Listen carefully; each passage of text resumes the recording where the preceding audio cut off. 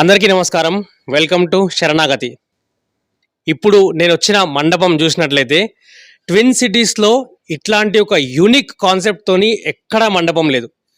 జనాలు ఇక్కడ హైదరాబాద్, సికింద్రాబాద్ నుంచి కాకుండా యావత్ తెలంగాణ నుంచి ఈ అమ్మవారి మండపాన్ని చూడడానికి తండోపతండాలుగా తరలి వస్తున్నారు. ఇక్కడ ఉన్న నిర్వాహకులు కూడా చెప్పారు, ఇంతమంది వస్తారని మేము ఎక్స్పెక్ట్ చేయలేదని చెప్పేసి.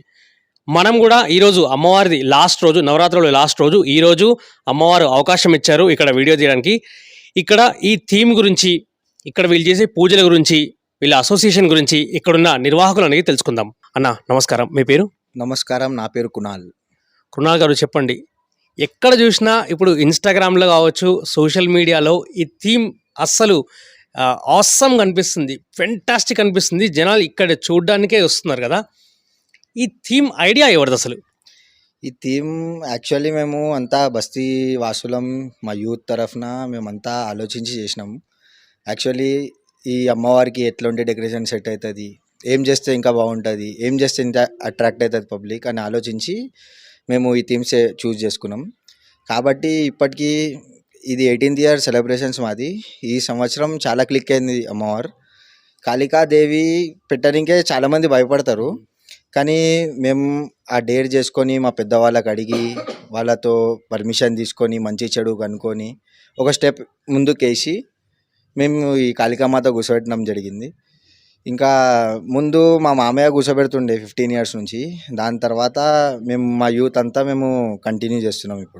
ఇప్పుడు ఇట్లా ఈ థీమ్ పెట్టినప్పుడు అంటే సడన్గా చూస్తే భయపడతారు. పెద్దవాళ్ళకైతే ఏం భయపడతలేరు, చిన్నపిల్లలు వచ్చిన వాళ్ళైతే కొంచెం దగ్గర రానిగా భయపడుతుర్రు. ఇంకా ఈసారి క్రౌడ్ వచ్చేసి ఇప్పటి వరకు ఒక 10 to 15K క్రౌడ్ అయితే వచ్చింది. మేము ఎక్స్పెక్ట్ చేయలేదు అసలు ఈసారి ఇంత క్లిక్ అవుతుంది, ఇంత ఫేమస్ అయిపోతామని. ఇంకా మంచిగా చేద్దాం నెక్స్ట్ ఇయర్ నుంచి, ఇంకా పబ్లిక్కి ఇంకా తెచ్చి అమ్మవారి ఆశీస్సులతోని ఇంకా మంచిగా చేయాలని మా బస్తీ తరఫున మేము అందరం కోరుతున్నాం.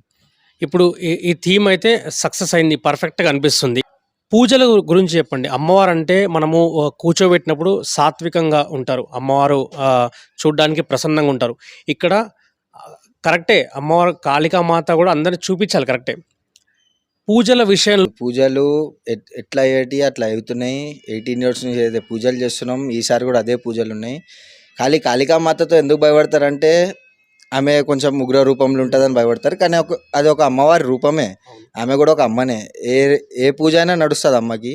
అట్లా మేము మా పెద్దవాళ్ళకి అడిగితే ఏం కాదు, మీరు నిష్టతో పూజ చేయండి, మనసుతో పూజ చేయండి, సరిపోతుంది అని చెప్తే ఇక మేము ఆ స్టెప్ ముందుకు వేసినాం. ఇక్కడ బస్తీవాసులు మహిళలు వచ్చి పూజ చేసినప్పుడు నార్మల్గా చీర కట్టే ప్రోగ్రాం ఉంటుంది, కానీ ఇప్పుడు అట్లా వీల్లేదు. ఆ చీరలు తెచ్చిన చీరలు కూడా అంటే మళ్ళీ ఎవరికి ఇచ్చేయడం, వేలంపాట వేయడం అట్లాంటిది ఏమైనా చేస్తున్నారా? వేలంపాట ఏం చేయము. మేము అమ్మవారికి ఎక్కించిన చీరలు 9 days ఇక్కడనే పెట్టి అమ్మవారి దగ్గర, మళ్ళీ లాస్ట్ డే తీసే రోజు ఎవరిది వాళ్ళకి ఇచ్చేస్తాం. ఇప్పుడు కొత్త కాన్సెప్ట్ ఒకటి, మనము హిందువులలో ఒకటి ఏంటంటే కొంచెం ఈ ఉగ్రం టైప్ వేలో వెళ్ళేసరికి కొంచెం భయపడతారు. అయితే ఇట్లా భయపడ్డా కానీ మీరు ఒక స్టెప్ ముందుకేసి ఇట్లా పెట్టినారు. ఈ క్రమంలో కొంతమందికి ఇట్లా జ్వరం రావడము, అట్లా పట్టుకోవడం, గాలి సోకుతుంటారు, అట్లాంటిది ఏమైనా అయిందా? అమ్మవారి దయతోని ఇప్పటిదాకా ఎవరికి ఏం కాదు కూడా. అమ్మ ఉంది, అమ్మ ఉంటే మేమున్నాం, అంతా పబ్లిక్ ఉంది.